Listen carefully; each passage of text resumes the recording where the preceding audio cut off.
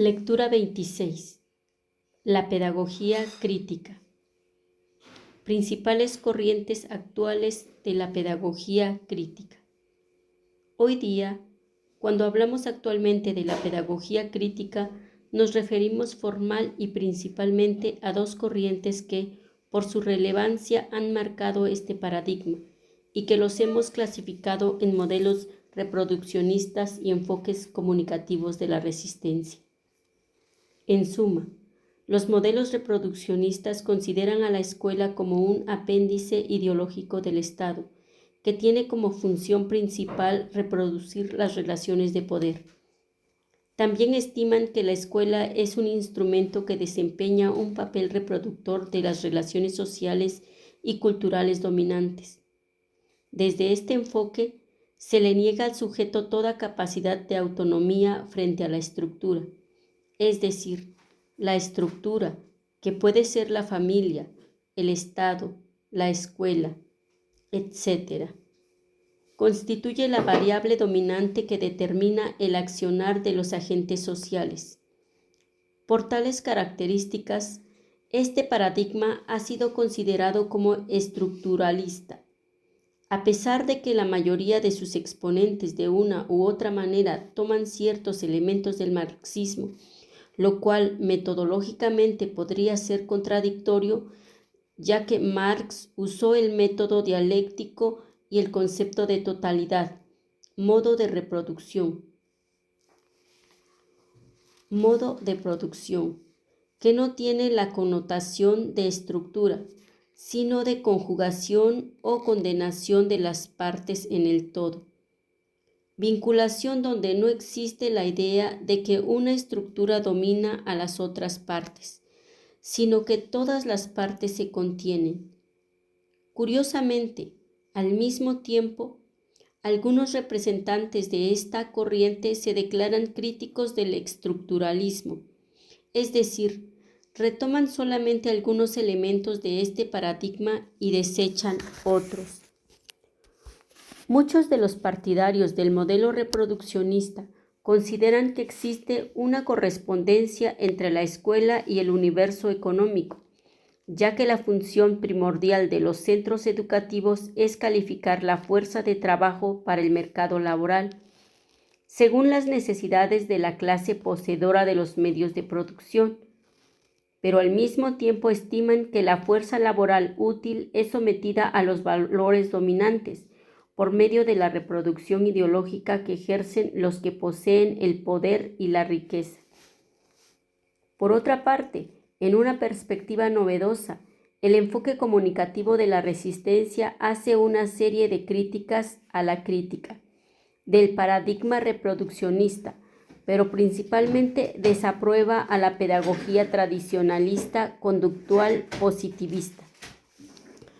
Su punto de partida es que el sujeto, a pesar de estar sometido a una serie de instituciones coercitivas, ostenta la capacidad de resistir. Por otro lado, reivindica el saber dialógico, intersubjetivo que tienen los individuos y su disposición a transformar su entorno. A pesar de reconocer que la escuela es un instrumento más de transmisión ideológica a favor del poder, este enfoque sostiene que los sujetos involucrados en el proceso educativo no solo gozan de la posibilidad de resistir, sino también de intervenir para modificar la realidad social. Con respecto a las relaciones que se establecen en el aula, se considera que el educador tiene como misión ser un facilitador del diálogo, que el aprendizaje debe darse en un plano horizontal por medio de la interacción comunicativa entre maestro y alumno, y que la escuela no es únicamente una reproductora del orden y cultura dominante, sino que también puede convertirse en un lugar alternativo de creación cultural. Un aspecto interesante que estudian ciertos autores que comparten este enfoque es el análisis con respecto al poder que se establece al interior del aula y las posibilidades de transformación. Una gran parte de ellos se inspiran en la tradición de la sociología crítica vinculada especialmente con la segunda y tercera generación de la Escuela de Frankfurt y en particular con el pensamiento de Habermas. Si bien es cierto que esta división tentativa que se ha propuesto respeta las diferencias de fondo entre un paradigma y otro, también debemos señalar que muchas veces ambos modelos se acercan debido a la propia evolución intelectual de sus miembros. Así, por ejemplo, los trabajos más recientes de Bernstein, la teoría del discurso pedagógico, se sitúan dentro de los parámetros del enfoque comunicativo. Sin embargo, la mayor parte de su obra responde a las características propias de los modelos reproduccionistas.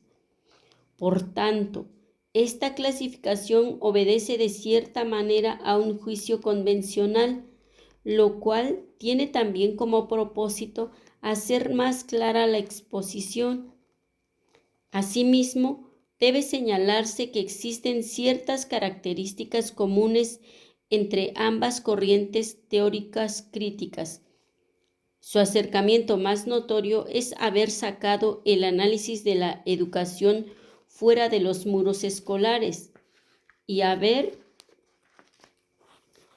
vinculado los procesos educativos con el poder y, en general, con el todo social. Es decir, comparten las ideas de que la educación desempeña un papel determinante en la sociedad, que existe una relación directa entre la educación y el poder político, que debe hacerse una profunda crítica a los modelos educativos tradicionalistas, burgueses, autoritarios, modernos, y que para lograr alcanzar la esencia misma de una crítica pedagógica hay que proceder desde un planteamiento holístico que englobe fundamentalmente lo económico, político, social y principalmente lo cultural, ya que todos estos componentes son determinantes en el funcionamiento de la sociedad. Peter McLaren sintetiza de manera elocuente las características y metas más importantes de la pedagogía crítica, al afirmar que ésta se asocia al símbolo hebreo tikkun, el cual significa curar, reparar y transformar el mundo. La pedagogía crítica proporciona dirección histórica, cultural, política y ética para los involucrados en la educación que aún se atreven a tener esperanza, irrevocablemente comprometida con el lado de los oprimidos. Dado que la historia está fundamentalmente abierta al cambio, la liberación es una meta auténtica y puede alumbrar un mundo por completo diferente. Los teóricos críticos generalmente analizan a las escuelas en una doble forma, como mecanismos de clasificación en el que grupos seleccionados de estudiantes son favorecidos con base en la raza, la clase y el género, y como agencia para dar poder social e individual. Es decir, los pedagogos críticos comparten la idea de que la educación debe impulsar el cambio social, que favorezca la discriminación de las desigualdades económicas, sociales, raciales, de género, etc., pero también se propone incidir en la formación de buenos ciudadanos que sean capaces de luchar por mejores formas de vida pública, comprometiéndose con los valores de la libertad, igualdad y justicia social. Como ya se ha señalado al final del capítulo 3, los pedagogos críticos contemporáneos fundaron sus postulados, principalmente en la teoría social crítica, que engloba el neomarxismo, así como en la Escuela de Frankfurt, con sus 3 generaciones, la filosofía política de Hannah Arendt, las nuevas ideas sobre la sociedad civil elaboradas por Arato, Cohen y Rodel, los postulados de historicidad y la centralidad del sujeto desarrolladas por Alain Touraine, las reflexiones críticas de la modernidad hechas por Ulrich Beck, la tercera vía de Anthony Giddens, algunos postmodernistas y muchos otros pensadores clásicos, fundamentalmente Weber y Marx. Solo por una cuestión de forma, en este capítulo se analizará únicamente las teorías de los autores más representativos del modelo reproduccionista y se dejará para el capítulo 6 y último el enfoque que se ha calificado como comunicativo y de la resistencia. Se estima que uno de los pensadores más notables que influyó en el desarrollo de la pedagogía crítica moderna, especialmente en su vertiente reproduccionista, fue Gramsci, ya que a través de un modelo de análisis político novedoso y con un marxismo renovado, sentó las bases y realizó una crítica moderna al sistema capitalista, asignándole un papel importante a la educación, elemento que se constituirá en un componente nodal de su paradigma. Gramsci sostiene que la cultura que se transmite a través del sistema escolar desempeña un papel del primer orden en el mantenimiento o cambio del poder. Se piensa que los problemas y alternativas planteados por él en el primer cuarto del siglo XX a nivel social, político, cultural y educativo continúan vigentes. Antonio Gramsci, 1891-1937. Este pensador italiano es considerado como uno de los post-marxistas más interesantes e importantes del siglo XX. Muere muy joven, debido a que tuvo una salud frágil, la cual se agravó cuando fue detenido en múltiples ocasiones y encarcelado definitivamente bajo el régimen fascista, acusado de promover ideas revolucionarias de orientación comunista. Según el testimonio del obrero Anthony Oberti, militante comunista condenado en 1918 a 10 años de cárcel por sus actividades políticas. Algunos de los grandes méritos de Gramsci fue haberles enseñado a los obreros a conocer el mundo fundado en el antagonismo de clases y la necesidad de luchar por un orden nuevo, donde no existan ni explotadores ni explotados. La sociedad socialista. A pesar de su corta vida, la reproducción intelectual de este luchador italiano es enorme, entre la que se destaca su gran obra, Cuadernos de la cárcel. Esta obra está conformada por más de 3.500 páginas manuscritas de Gramsci, que Gramsci escribió durante el periodo que permaneció encarcelado y enfermo.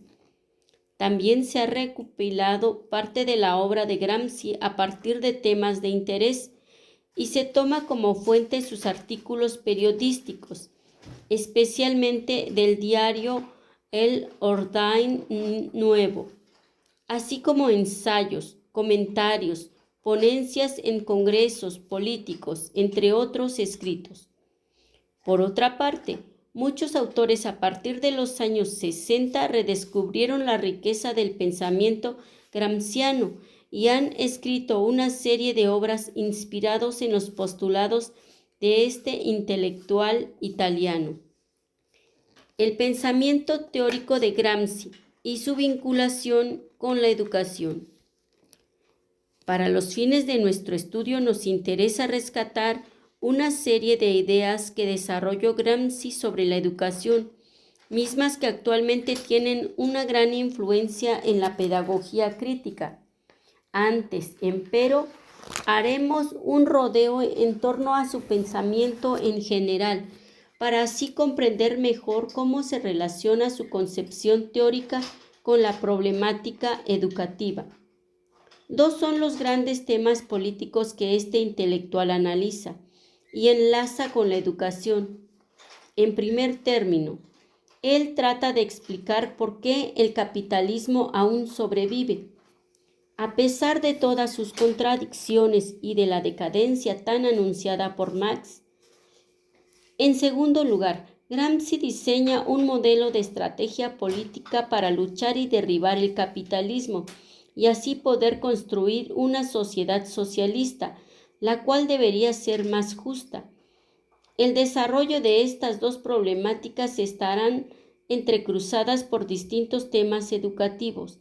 Se revisará de manera breve y general el pensamiento gramsciano y su relación con la educación.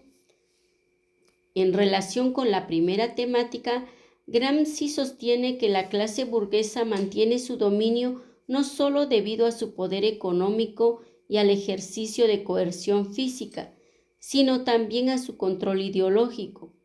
Por medio de estos mecanismos, la clase dominante impone una serie de valores y creencias, con lo que logra persuadir y dominar a las clases subalternas. En este sutil proceso, en el cual la burguesía mantiene la hegemonía, contribuyen diversas instituciones como son la familia, la iglesia, los medios de comunicación y la escuela. Para Gramsci, la hegemonía se ejerce cuando, con el fin de asegurar sus intereses, una clase dirigente compuesta por una alianza de personas que él denomina bloque histórico es capaz no solo de ejercer coerción sobre una clase subordinada, sino también de desplegar una autoridad social total sobre estas clases. La forma como se ejerce la hegemonía es por medio de la combinación de fuerza y consenso. La clase dominante siempre intenta asegurar que la fuerza parezca estar sepultada en el consenso de la mayoría, la cual se expresa a través de la opinión pública, que se manifiesta comúnmente en periódicos y asociaciones. Las clases sociales que ejercen la hegemonía no solo dominan a la sociedad civil y a la sociedad política, sino que también la dirigen.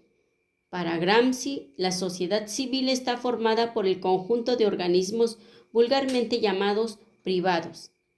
El teórico italiano considera a la Iglesia en la Edad Media como sociedad civil, la cual era el aparato hegemónico del grupo dirigente. Él ubica a la sociedad civil en la superestructura y su función principal es darle dirección intelectual y moral a toda la sociedad. También estima que la sociedad civil tiene un campo de acción amplio. Puede ser considerada como una ideología de la clase dirigente y abarca todas las ramas de la ideología a nivel de derecho, la economía, el arte, las ciencias, etc., pero también es pensada como una concepción del mundo que se manifiesta mediante diversas formas, como la filosofía, la religión, el sentido común o el folclore. Asimismo, se expresa como dirección ideológica de la sociedad. Aquí se distinguen tres niveles: como ideología propiamente dicha, como estructura ideológica. Se refiere a las organizaciones que crean y difunden la ideología, y como material ideológico, constituido por los instrumentos técnicos de difusión ideológica como son las bibliotecas, el sistema escolar o los medios de comunicación. Por otra parte, Gramsci considera al Estado como sociedad política. Sin embargo, como veremos más adelante, tanto la sociedad política como la sociedad civil se contienen y son analíticamente inseparables. Hegemonía y dirección cultural. En relación con la hegemonía, Gramsci rechaza la paternidad de este concepto, a la vez que subraya su importancia. Varias veces, él ve el origen de esta noción en la obra y en la acción política de Lenin. Sin embargo, el líder soviético en ninguna de sus obras habla de hegemonía en el sentido gramsciano. Lo más próximo a este concepto es lo que él llama dirección, la cual entiende como dictadura del proletariado y afirma que La dictadura del proletariado es la dirección de un determinado tipo de alianzas. Cuando Lenin habla de dictadura del proletariado, no usa nunca el término de hegemonía. Sin embargo, el teórico italiano señala que entre la dictadura del proletariado y la hegemonía proletaria hay una diferencia. La primera se refiere a la forma política que asume la hegemonía, donde se condensa, a la vez, el mando que tiene el proletariado para establecer alianzas y la capacidad de suministrar una base social de apoyo al nuevo Estado, que reemplazará al Estado burgués cuando éste sea destruido. En cambio, la segunda es la facultad de establecer alianzas con el fin de suministrar una base social de apoyo al Estado proletario. Para el tema específicamente educativo se destacará otra dimensión de la hegemonía que Gramsci subrayó. Lenin no la contempla, ya que él destaca solo el aspecto político, y es que ésta también se manifiesta a nivel de la dirección cultural, es decir, los sectores de la clase dirigente por medio de un bloque histórico despliegan su poder a nivel económico y, al mismo tiempo de dominar y dirigir políticamente a la sociedad, también le dan un sentido cultural, es decir, construyen una visión del mundo sustentada en los valores dominantes. En relación con el bloque histórico, Gramsci distingue tres grupos distintos en el interior de él. Inciso A. La clase fundamental, la cual cumple con la función de dirigir el sistema hegemónico y cuyos miembros pueden ser políticos, alto clero, empresarios, etc. Inciso B. Los grupos auxiliares, que son los intelectuales que constituyen una base social de apoyo, y es donde se encuentra el semillero que la clase fundamental utiliza para reclutar a su personal. Y, inciso C, las clases subalternas, las cuales están excluidas del sistema hegemónico. Por su propia naturaleza, Gramsci considera al bloque histórico como algo dinámico y, por tanto, sostiene que el sistema hegemónico es cambiante. Es decir, una clase se hegemoniza en la medida en que representa los intereses de todas las clases sociales.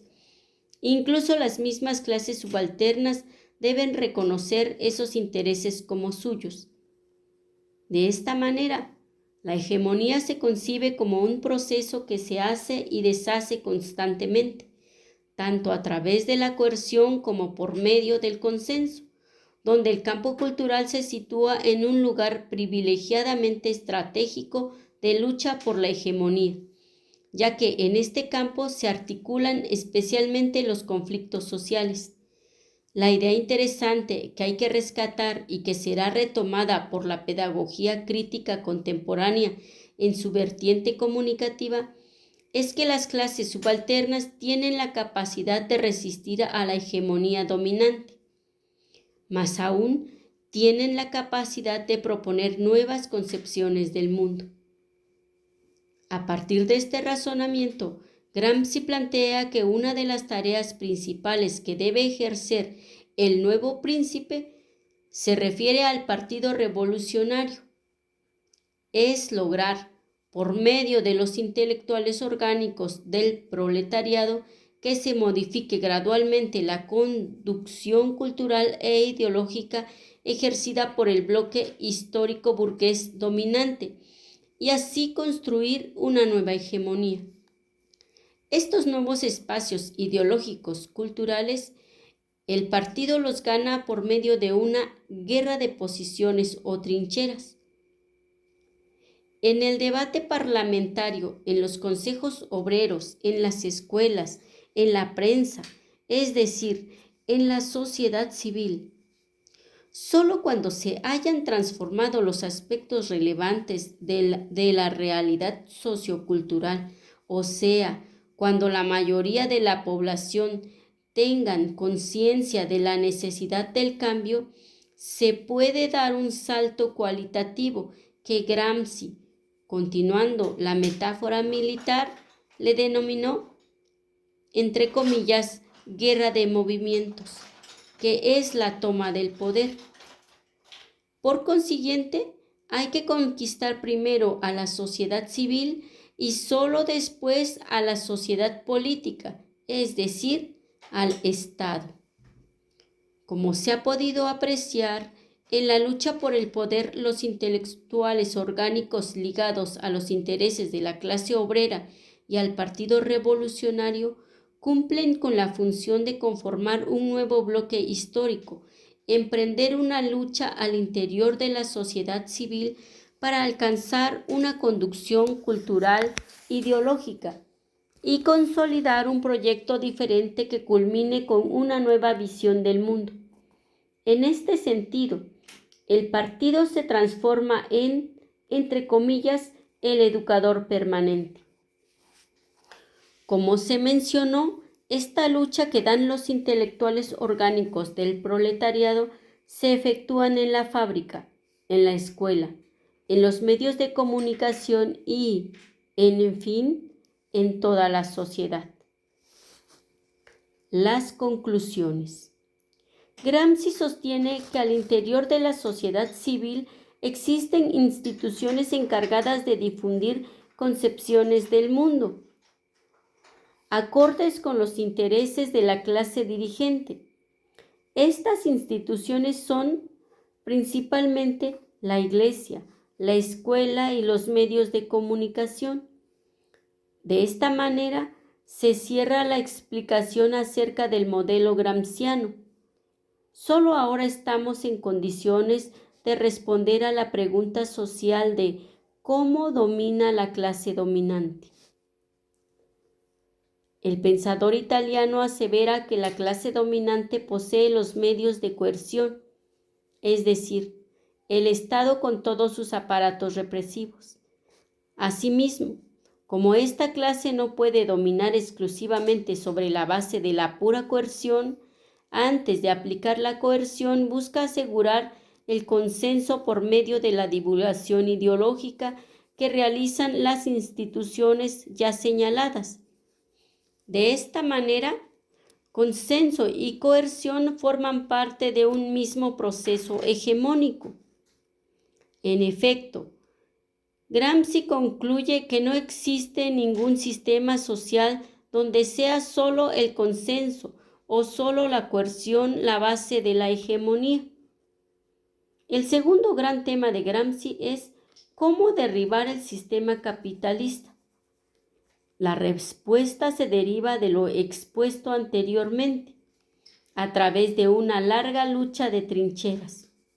Como ya se explicó, en este campo de batalla se enfrentan las distintas concepciones del mundo, tanto a nivel de la sociedad política como a nivel de la sociedad civil. Aquí la disputa por resignificar el carácter de la escuela recobra un papel fundamental. Este será el aspecto más relevante que los pedagogos críticos retomarán del intelectual italiano. Como hemos repetido, Gramsci considera a la Iglesia, los medios de comunicación, entre paréntesis, en aquella época principalmente prensa y radio, y al sistema escolar como las principales organizaciones propagadoras de la ideología dominante.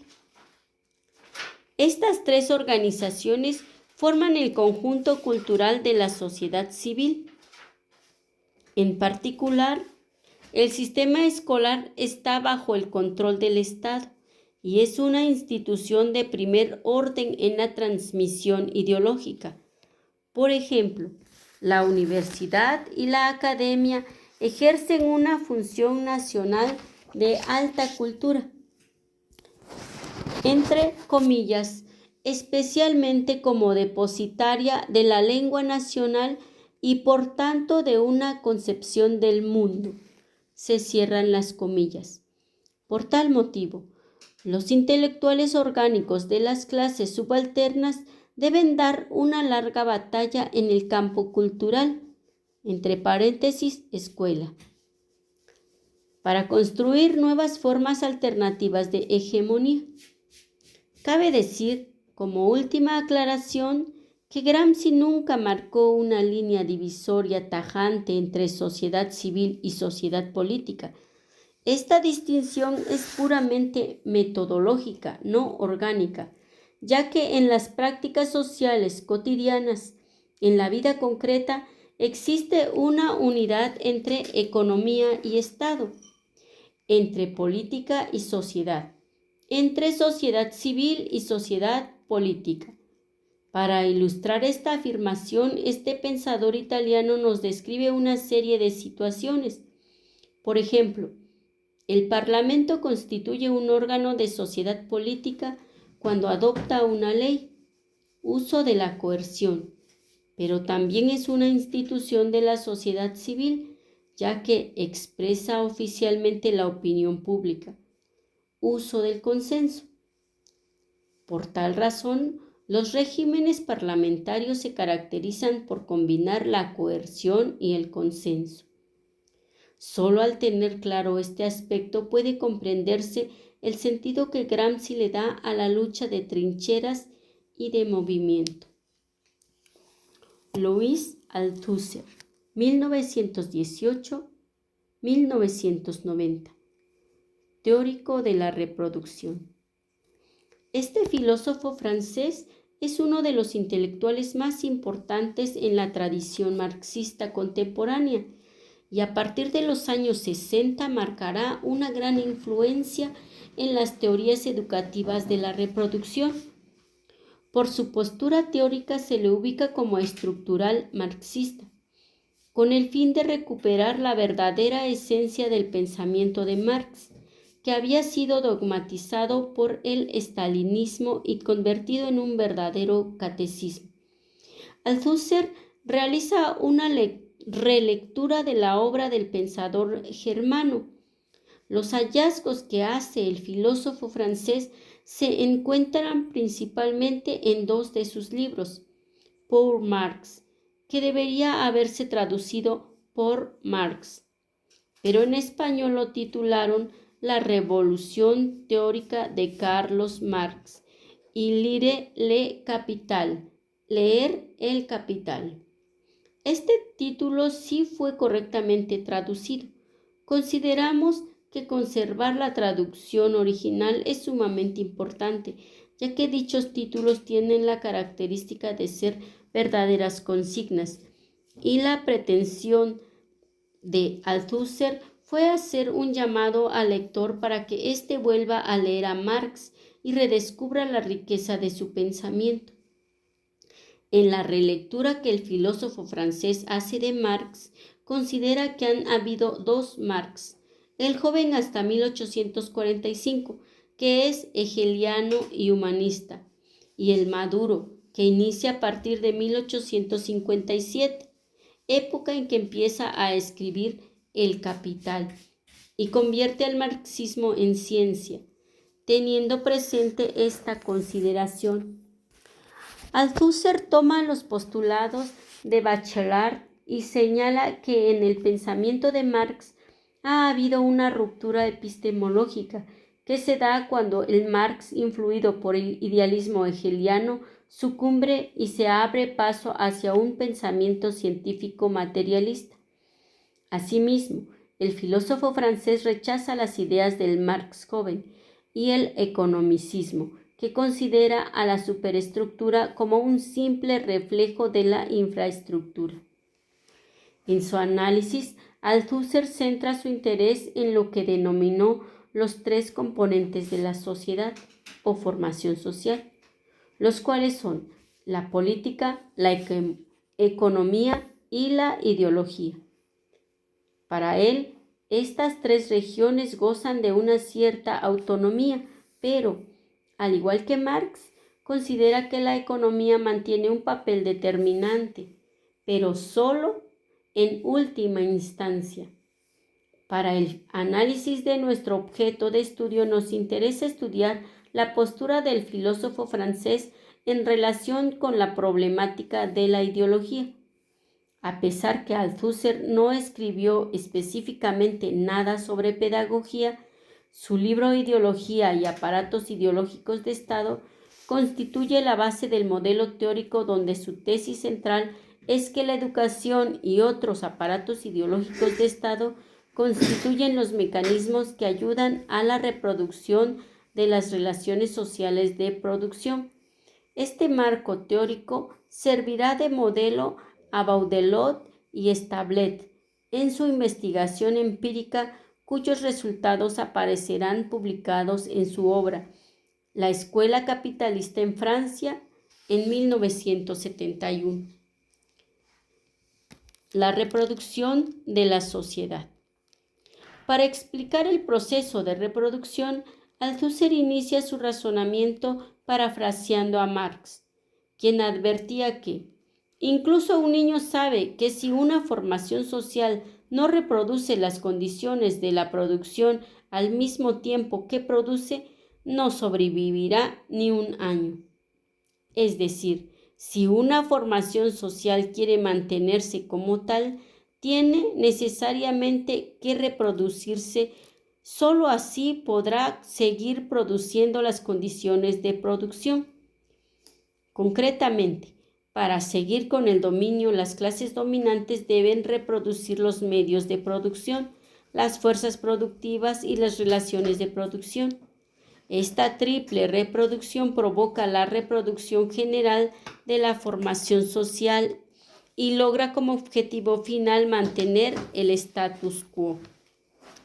En efecto, ciertos capitalistas producen materias primas, maquinarias, es decir, medios de producción en general, que son necesarios para que otros capitalistas produzcan mercancías, como pueden ser ropa, autos, calzado, productos agrícolas, etc. Estas mercancías van al mercado para el consumo. De esta manera, las clases dominantes se necesitan unas a otras y su relación se establece por criterios de producción y reproducción. A nivel del trabajo, también la clase burguesa necesita que la fuerza de trabajo sea calificada. En la formación precapitalista, la reproducción de la fuerza laboral se hacía cuando en el propio proceso de producción el maestro le enseña al aprendiz. Según Althusser, en la sociedad capitalista industrial este aprendizaje se realiza en una serie de instituciones donde la escuela cumple un papel preponderante. Estas instituciones desempeñan un papel doble. Por un lado, enseñan las habilidades y conocimientos necesarios para la producción, pero, por otra parte, se constituyen en correas transmisoras de inculcación ideológica. Entonces, en relación con nuestro tema educativo, para Althusser la escuela reproduce la fuerza de trabajo en dos vertientes. Porta conocimientos y enseña habilidades, pero también somete ideológicamente. Al respecto, el propio Althusser manifiesta que la reproducción de la fuerza de trabajo existe no solamente una reproducción de su calificación, sino al mismo tiempo una reproducción de su sumisión a las reglas de un orden establecido, es decir, una reproducción de su sumisión a la ideología dominante para los obreros y una reproducción de la capacidad de mejorar bien la ideología dominante para los agentes de la explotación y de la represión, con el fin de que éstos aseguren también, por medio de la palabra, el dominio de la clase dominante. En esta misma tónica, Althusser concluye afirmando que la escuela, pero también otras instituciones del Estado, como la Iglesia o como el ejército, enseñan las habilidades, pero en formas que aseguran la sujeción a la ideología dominante o el dominio de su práctica. El papel de la ideología en la reproducción. La afirmación señalada en el párrafo anterior nos lleva al corazón mismo de la teoría elaborada por Althusser, que es la concepción que tiene de la ideología y del Estado. El filósofo francés, como buen marxista, considera que el Estado tiene como función principal perpetuar las relaciones de explotación y así eternizar el sistema capitalista. Analíticamente, Althusser distingue el poder del Estado y el aparato del Estado. Este último está conformado por los aparatos represivos de Estado, ARE, y su papel consiste fundamentalmente en asegurar por la fuerza física o no las condiciones políticas de la reproducción de las relaciones de producción. Como es de suponer, los ARE, aparatos represivos del Estado, los constituyen el sistema judicial en general, es decir, la policía, los tribunales, las fuerzas militares, las cárceles, etc., y ejercen la violencia.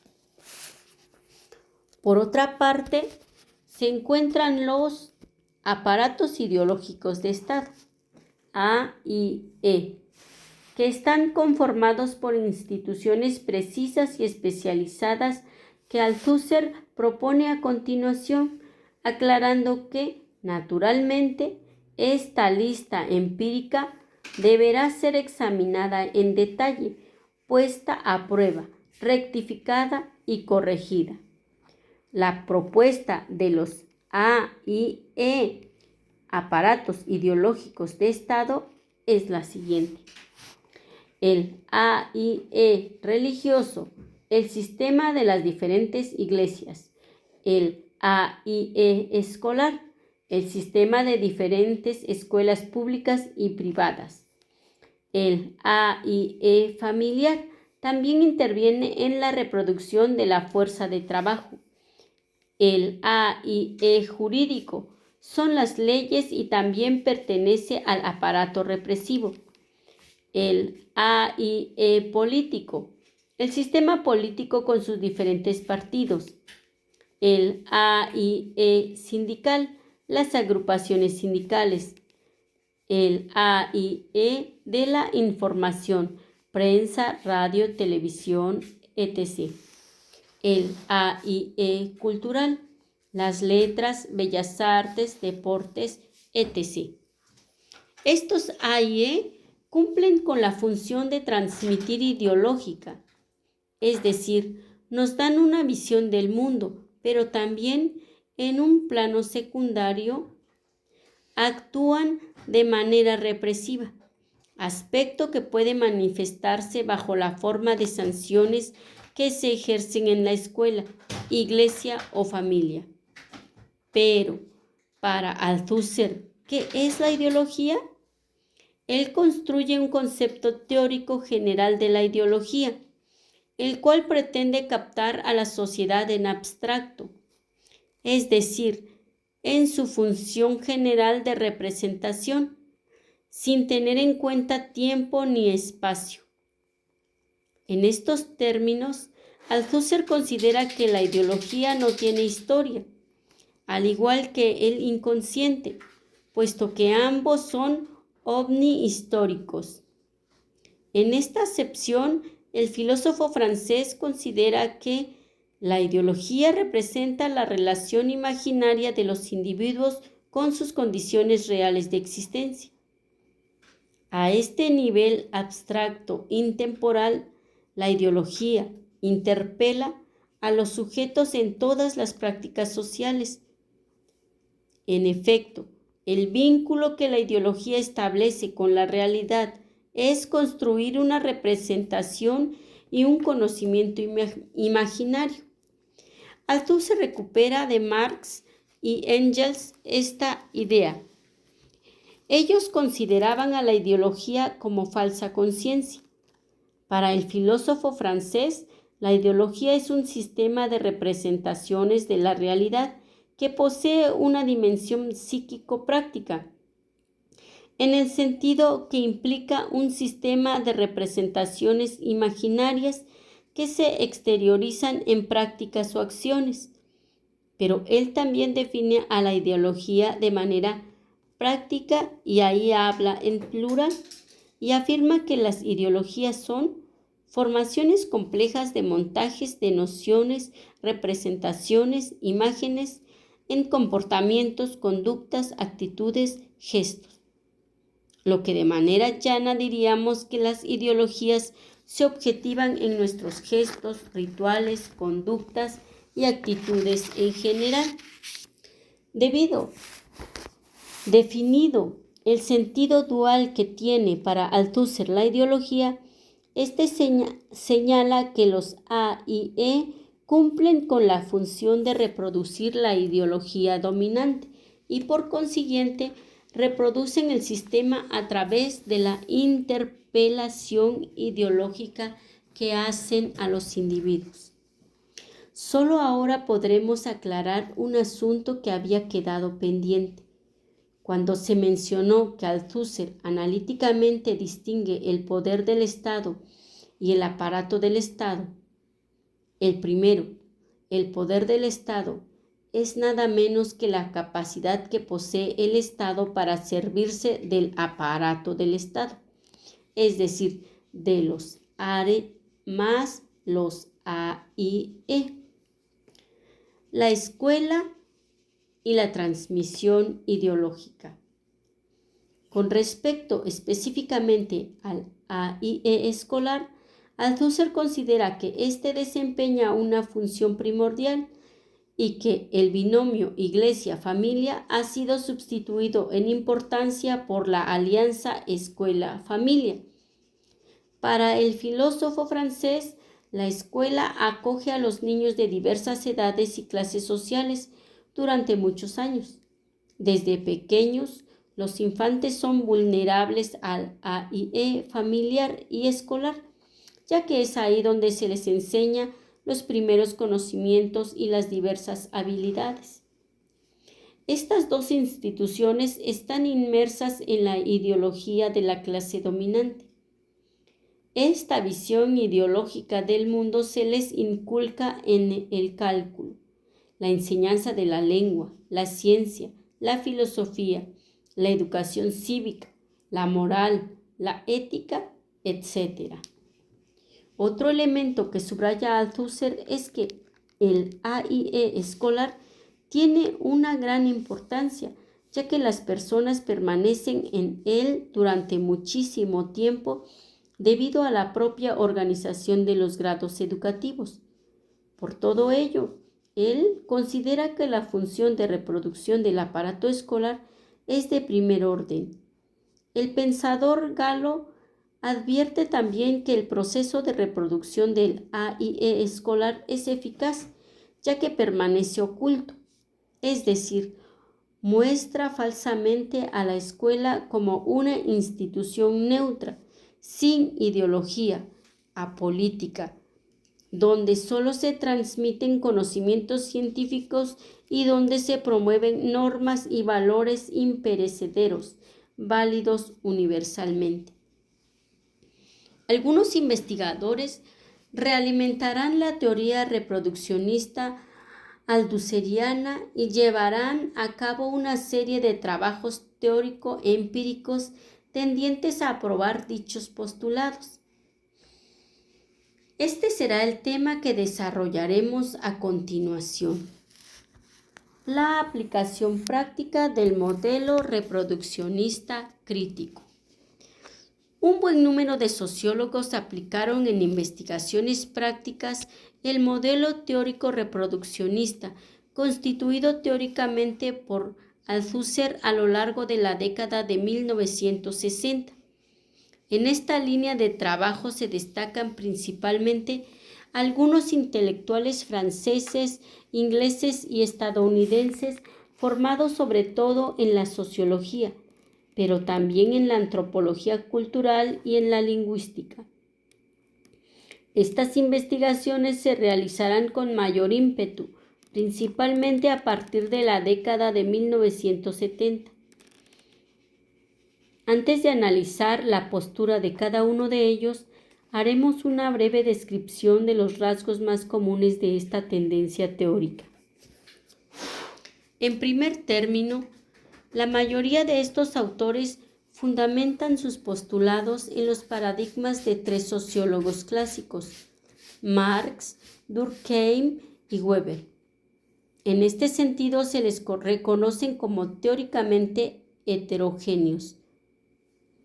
Por tal razón, algunos observadores han señalado, por ejemplo, que Bourdieu, considerado en una primera época dentro de la corriente reproduccionista, se apoya en Marx, pero está contra Marx. Lo mismo sucede al recuperar a Durkheim y a Weber. Por tal motivo, cuando los reproduccionistas hacen mención del orden social desde una postura marxista, se refieren a un sistema determinado por clases en conflicto, donde el mantenimiento del orden y su reproducción se origina en el plano económico, por medio del funcionamiento del sistema reproductivo. En lo político, con el empleo que hace la clase dominante de los aparatos coercitivos del Estado y a nivel cultural, por medio de la inculcación ideológica. En cambio, también estos autores muchas veces hablan del orden social, tomando como parámetro el funcionalismo derivado de Durkheim. En este caso, el orden social y su reproducción se obtienen debido a que los individuos aceptan el conjunto de normas institucionalizadas e interiorizadas.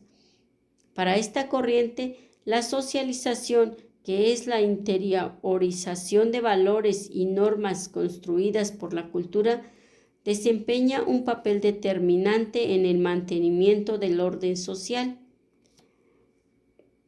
Los sociólogos que analizan la reproducción social muchas veces mezclan estas dos perspectivas e incluso incorporan elementos de la sociología comprensiva weberiana y afirman que los sujetos les damos sentido a las acciones sociales. En segundo lugar, otro elemento común de esta corriente es que la mayoría de sus representantes consideran que la estructura económica y política son aparatos importantes de dominación, pero su preocupación fundamental es descubrir cómo domina la clase dominante a partir de la transmisión ideológica cultural que se realiza principalmente mediante la familia, la escuela y los medios de comunicación. Un tercer elemento se relaciona con el empeño de la clase dominante en mantener la estructura de clases, la cual constituye la base más importante en la sustentación, distribución y reproducción del poder. En efecto, si bien es cierto que el sistema educativo contribuye a la movilidad social individual, esta no tiende a destruir la estratificación social establecida, sino que refuerza y consolida la estructura de clases. O sea, el sistema educativo reproduce la herencia social. Un cuarto rasgo común de esta corriente es que al sistema educativo se le considera como una de las instituciones más importantes en la formación de estructuras mentales, las cuales favorecen y nutren las relaciones de dominación. Como veremos más adelante, a estas estructuras mentales que determinan las representaciones y las prácticas sociales, Bourdieu las denomina hábitus, Bernstein códigos y Bowles-Gintis personalidad. Hay dos puntos en que los teóricos de la reproducción no están completamente de acuerdo. En primer término, algunos estiman que existe una autonomía relativa entre el sistema educativo y la organización social de clases. Un segundo aspecto es que le otorgan poca importancia al conflicto en el seno de las instituciones educativas, a excepción de Bernstein. La mayoría de estos teóricos le conceden muy poco valor a las responsabilidades de que los agentes educativos resistan a los embates de la reproducción. Más bien, estos agentes son concebidos como entes pasivos, imposibilitados para transformar su entorno. Los que realmente retomarán el tema de la resistencia al interior de las instituciones educativas serán principalmente Giroux y Freire, quienes darán una respuesta mucho más optimista a esta problemática. Estos autores se tratarán en el capítulo 6. La fundamentación teórica de Pierre Bourdieu, 1930-2002, y su análisis sobre el sistema escolar. La obra de este sociólogo francés es monumental y su pensamiento extremadamente abstracto y complejo. Esto se debe a varios factores, pero por el interés de nuestro objeto de estudio destacaremos solamente dos. En primer término, Bourdieu introduce en la sociología el rigor de la reflexión filosófica, sin que ello signifique restringirla a la ambigüedad de las macroteorías sobre los sistemas sociales. Por tal razón, él se ha cuidado de no proponer paradigmas universales para explicar problemas concretos. Es decir, construye su herramental teórico donde se incluye la teoría de los campos, hábitus, reproducción, estrategia, teoría de la violencia legítima, arbitrariedad cultural social, capital simbólico, etc., no con el fin de encontrar y dar respuestas universales, sino buscando con este instrumental los vínculos específicos que contiene cada fenómeno que estudia. En segundo lugar, Bourdieu no se cobija en ningún cuerpo teórico específico, sino que, por el contrario, establece canales de comunicación entre autores que en el ámbito ortodoxo de la cultura intelectual, a nivel de los teóricos tradicionales de las ciencias sociales tradicionales, podría parecer una blasfemia. Con su manera heterodoxa de proceder, el sociólogo francés logra, por ejemplo, vincular las teorías elaboradas por Max Weber y el funcionalismo derivado de Durkheim, las cuales tradicionalmente habían sido consideradas como antagónicas e irreconciliables. De esta forma, por medio de una comunidad de ideas, él propone, en el oficio del sociólogo, establecer una teoría del conocimiento de lo social, es decir, la obra de Bourdieu está construida a partir de una multireferencialidad, compartiendo con los postulados de algunos pensadores, pero al mismo tiempo los critica. El pensamiento relacional de Bourdieu. El hecho de que Bourdieu no opte por una postura teórica monolítica no quiere decir que él apueste a la ilusión erudita del eclecticismo.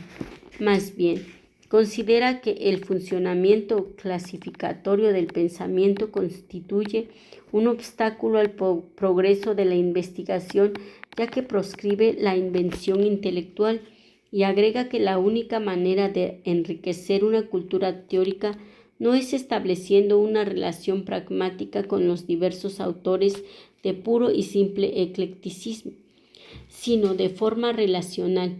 Por tal motivo, a pesar de recuperar ciertos postulados del marxismo, Bourdieu considera que, en su versión economicista, el marxismo nos da una visión reduccionista de la complejidad del campo social, sustancializa los conceptos tales como clase social y su objetivismo, lucha de clases. No deja apreciar la riqueza de los enfrentamientos simbólicos. Algo similar sucede con el estructuralismo, ya que el sociólogo francés se apoya en esta corriente que introduce en la ciencia social una forma de pensamiento relacional, pero al mismo tiempo rompe con él, debido a que considera que la existencia social no se puede reducir a las estructuras de pensamiento. Bourdieu retoma más bien el planteamiento de los existencialistas, quienes sostienen que el ser no se resuelve en el pensar porque éste no agota aquel. Con su postura sustentada en principios heterodoxos, Bourdieu busca construir un pensamiento relacional que él denomina mediación y que constituye en una construcción relacional del objeto. Su estructura categorial es el resultado de una búsqueda que tiene como fin lo que él llamó, inspirado en el pensamiento de Bachelard, vigilancia epistemológica, lo cual consiste en un intercambio generalizado de críticas al objeto, ya que la objetividad de la ciencia no puede ser confiable, puesto que descansa en un fundamento tan incierto como es la objetividad de los científicos. Se trata entonces de que por medio de una construcción relacional se tenga una actitud vigilante del objeto, para que se encuentren los errores y los elementos que lo engendran, pero también para descubrir los medios para superarlos. Esta es la postura que tomará Bourdieu en los estudios que hace sobre el sistema escolar. Ante el error funcionalista que considera la escuela como una institución que permite el ascenso o la movilidad social, él desarrollará su propia hipótesis, la cual sostiene que el sistema escolar reproduce las formas de dominación, pero también del propio error funcionalista buscará otras respuestas que sean válidas. La función reproductora de la escuela. Los trabajos donde Bourdieu, conjuntamente con Passeron, trata el problema de la reproducción a nivel del sistema escolar son fundamentalmente dos: los estudiantes y la cultura, escrito en la década de 1960, y su obra cumbre